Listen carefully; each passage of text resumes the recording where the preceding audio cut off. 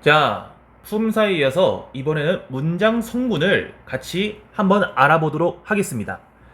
품사는 단어를 분류한 거였죠. 무언가를 지칭한다? 명사였었고요. 그걸 대신한다? 대명사. 일을 수식해준다? 형용사. 동작 상태를 나타내준다? 동사. 그리고 이런 동사를 강조해준다? 부사. 명사를 이어준다? 전치사. 문장과 문장을 이어준다. 접속사. 이렇게 정리했었습니다. 물론 이거는 간략하게 말한 거지 그 외 다른 역할도 있다는 거를 기억하시면 좋겠습니다. 이번에는 이제 단어를 분류했던 거에서 넘어가가지고 문장 단위로 볼 건데 그 문장들을 용도에 맞춰서 분해해 보도록 하겠습니다. 즉, 이 파트는 어느 역할을 하는지, 이 파트는 어떻게 사용되는지를 보겠다는 거죠. 근데 이것도 우선은 크게 두 가지로 쪼갤 수 있겠습니다. 첫 번째는 무조건 있어야 되는 필수 성분이 있겠고요.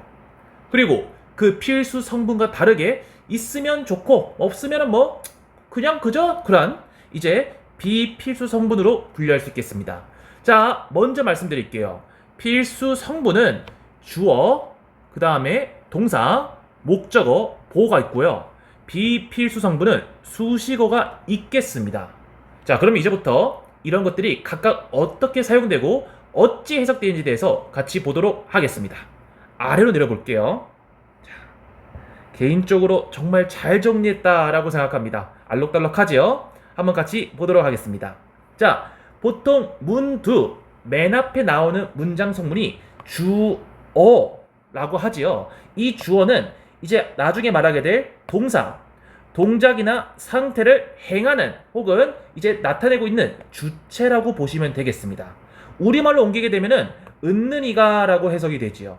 자, 국어에서도 똑같이 이런 주체들을 주어라 하기 때문에 조금 더 이해하기 쉬울 겁니다.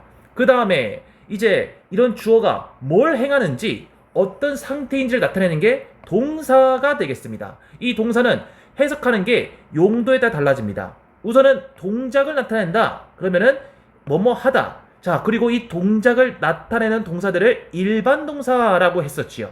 맞습니까? 자, 그 다음에 이제 어떤 상태를 나타낼 경우에는 해석이 뭐뭐이다, 되다, 있다 라고 해석이 되고요. 이렇게 해석되는 것들을 우리가 비동사라고 했었습니다. 자연스럽게 품사도 살짝 복습이 됐지요. 자, 그 다음입니다.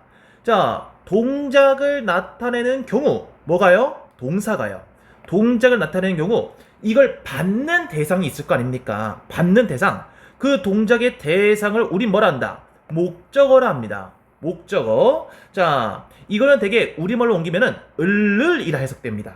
을을이라 해석이 되고, 그렇기 때문에 보통은 주어, 동사, 목적으로 이루어진 나중에 하게 될 삼형식 문장이 이제 일반적인 문장에 있어서 대다수기 때문에, 자, 이것들만 알고 있어도 문장에 있는 요소가 어떤 것들이 있는지, 그 다음에 어떻게 해석을 해야 되는지, 아니면은 조금 더 응용해 볼게요. 해석을 통해서 어떤 게 주어고 어떤 게 동사고 어떤 게 목적인지 분류할 수 있겠고요. 자, 그 상태에서 자, 옆에 보호 보이십니까? 자, 이름에서부터 느껴지듯이 얘는 이것들이 필수 성분에서 메인인데 이걸로 조금 부족합니다. 자, 이것들이 메인인데 좀 슴슴합니다. 그럴 때 그러한 것들을 보충 설명해 주는 역할을 하는 게 보호라 볼 수 있겠습니다. 얘는 주로 주어나 아니면 목적어를 보충 설명해 주지요. 됐습니까? 자, 그리고 이렇게 해서 필수 성분을 다 끝냈고요. 그런 필수 성분 사이사이에 들어와서, 주황색 보이시죠? 사이사이에 들어와서 이제 수식, 의미를 풍부하게 해주는 것들을 우리는 수식어라고 해줍니다. 이거는 아까 말씀드렸던 것처럼 비필수 성분이라고 볼 수 있겠습니다. 색깔을 달리 구분해놨지요. 그렇기 때문에 성분에 대해서는 웬만하면은 주어, 동사, 목적어는 꼭 기억하시면 좋겠고, 여기다가 그러한 문장들이 조금 허술하다, 부족하다 할 경우에는 그런 걸 보충해 줄 수 있는 보호까지 있다는 것을 기억하시면 문제 없겠습니다. 그리고 약간의 드레싱 마냥 이제 이런 문장들 사이사이에 들어옴으로써 그 의미를 강조해주고요, 조금 더 돋보이게 해주는 게 수식어다. 이렇게 이해하시면은 문장 성분은 다 했다라고 볼 수 있겠습니다. 두 번째 파트입니다. 예시문을 통해서 앞서 배웠던 문장 성분들을 어떻게 찾는지 연습해 보도록 하겠습니다. 우선은 빨간색 다 주어입니다. 이것들의 경우에는요, 이제 다 문주 맨 앞에 나와 있고요. 우리말로 옮기게 되면은 은는 이걸 해석이 됩니다. 첫 번째 문장 해볼게요. 그 소녀는 뛴다. 은으로 해석되죠? 그 다음 문장 My sister is happy. 내 여동생은 또 은이라 해석되죠? is happy. 행복하다. 이런 식으로 은는 이가로 해석되는 것들은 주어다라고 보실 수 있겠습니다. 그 다음에 동사입니다. 동사 같은 경우에는 다로 끝난다라고 저번 품사할 때 얘기했었죠. 마찬가지입니다. 성분에서도 동사는 다로 이제 해석이 되고 조금 디테일하게 들어가게 되면은 이다, 하다 이렇게 해석되는 차이가 있긴 하지만은 그거는 성분 찾아내는 데 있어서는 크게 중요하지는 않습니다. 그러면은 아까 했던 첫 번째 문장 같이 보도록 하겠습니다. The boy runs. 주어는 여기 나와 있습니다. 그죠? 그 소녀는 runs. 뛴다. 자, 동작을 나타내주는 일반 동사가 주어 다음에 동사로 나왔습니다. 다로 끝나는 거 체크하시겠고요. 그 다음 문장 My sister is happy. 자, 내 여동생은 이다. 어떤 상태인지에 대해서 보충 설명 중이 필요합니다. 해서 그런 보충 설명하고자 보호까지 나왔습니다. happy. 행복한 상태라는 걸 말해주고 있습니다. 이것도 마찬가지로 이다라고 해석되어서 상태를 말해주고 있고 이제 그 상태가 구체적으로 뭔지 설명해주고자 보호가 나오고 있습니다.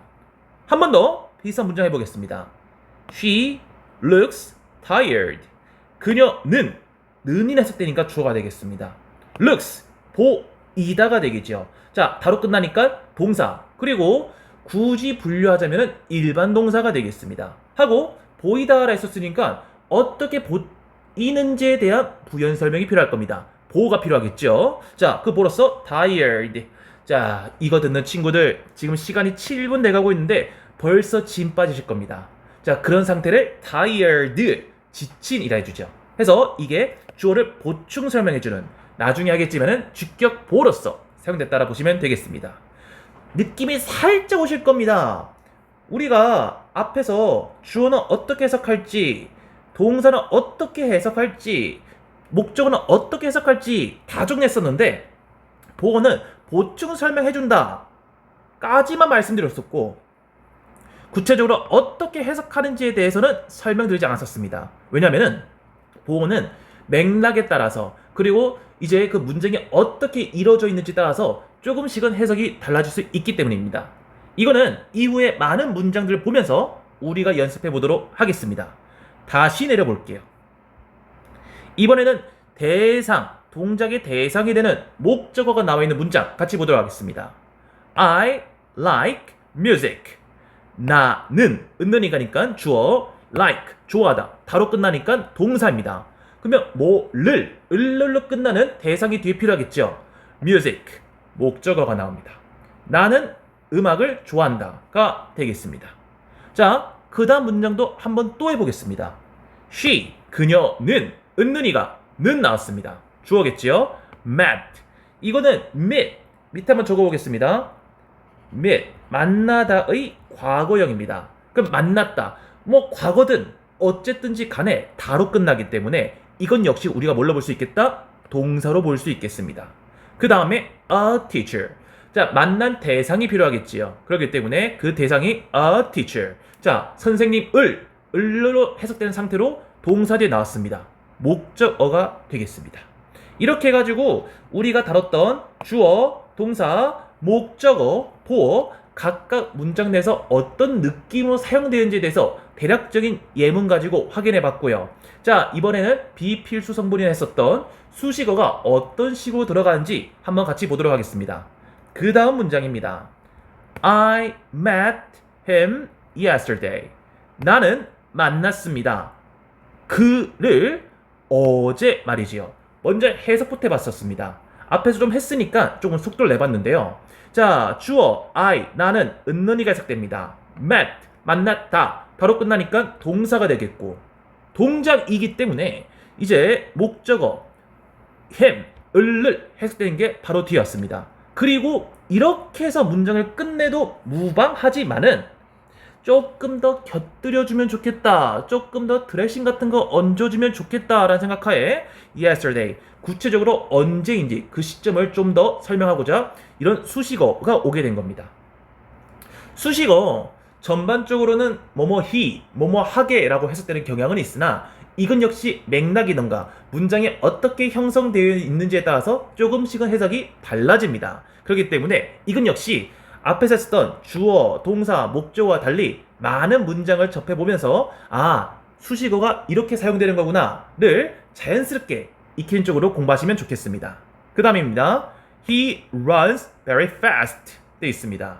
그는 뛴다라는 겁니다. 매우 빠르게요. 이것도 마찬가지입니다. 자, 여기까지 해서 조금은 밍밍하지만은 이제 어떻게 좀 의미 전달이 되긴 합니다. 근데요, very fast, 매우 빠르게란 말이 붙게 되니까 엄청 속도를 내고 있는갑다. 그 의미에 대해서 더 디테일하게 이해할 수 있죠. 그런 디테일을 입혀주는 게 수식어다라고 기억하시면 좋겠습니다. 자, 이런 식으로 해서 이제 문장 성분, 주어, 동사, 목적어, 보어, 그리고 비필수 성분 중에 하나인 수식어에 대해서 한번 얘기를 해보았습니다.